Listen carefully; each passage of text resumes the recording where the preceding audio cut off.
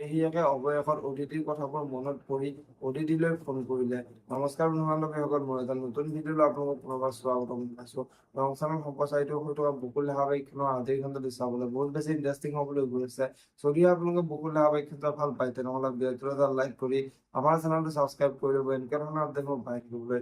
বকুল ধাৰাবাহিকখনৰ যোৱাদিখনত দেখিবলৈ পাইছিলে মন্দিৰা অধীৰৰ ওচৰলৈ আহিছিলে আৰু অধীৰৰ ওচৰলৈ আহি এতিয়া তুমি এনেকৈ বহি থাকিবলৈ কামলৈ যাবা, তুমি বিচৰা ধৰণেতো আদিয়ে অদিতিক বিয়া কৰালে, এতিয়া আপুনি কিয় কামলৈ যোৱা নাই বুলি অদিতক সুধিছিলে। আৰু তেতিয়া অদিতে মোৰ বেমাৰ ভাল হ'বনো কেইদিন হৈছে, যাম নহয় বুলি মন্দিৰৰ আগত কৈছিলে। আৰু এতিয়া মন্দিৰা নে তুমি এনেকৈ থাকিবা নে সকলো কাম আদিকেই দিম বুলি ভাবিছা, দেউতাতো তোমাৰ ওপৰত বহুত দায়িত্ব দিছে বুলি অধীৰৰ আগত কৈছিলে। আৰু এতিয়া অধীৰে সঁচা কথা ক'বলৈ গ'লে মই দেউতাৰ একো দায়িত্বই পালন কৰিব পৰা নাই বুলি মন্দিৰৰ আগত কৈছিলে। আৰু তেতিয়া মন্দিৰে তুমি যেতিয়া দায়িত্ব পালন কৰিব নোৱাৰা তেনেহ'লে কামবোৰ মোক দিয়া, মইতো শিক্ষিত ছোৱালী, মই নিজেই কৰিব পাৰিম বুলি অধীৰৰ আগত কোৱাত অধীৰে তুমি কৰিব নালাগে, মই নিজেই পাৰিম বুলি মন্দিৰৰ আগত কোৱা দেখিবলৈ পাইছিলে।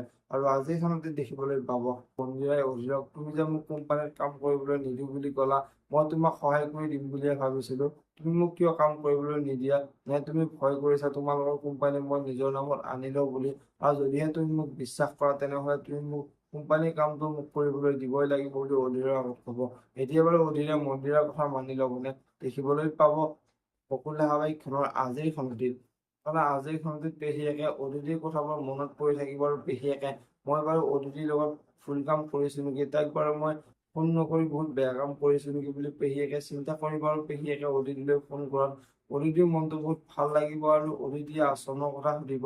আৰু তেতিয়া পেহীয়েকে আশ্ৰমখনৰ অৱস্থাটো বহুত বেয়া, সকলোবোৰ সঁচা কথা অদিতিৰ আগত কৈ দিব। এতিয়া বাৰু অদিতিয়ে আশ্ৰমখন বচাব পাৰিবনে? দেখিবলৈ পাব বকুল ধাৰাবাহিকখনৰ আজিৰ খণ্ডটিত। যদিহে আপোনালোকে বকুল ধাৰাবাহিকখন ভাল পায় তেনেহ'লে ভিডিঅ'টো এটা লাইক কৰি আমাৰ চেনেলটো ছাবস্ক্ৰাইব কৰি ল'ব। এনেকুৱা ধৰণৰ আপডেটসমূহ পাই থাকিবলৈ ধন্যবাদ।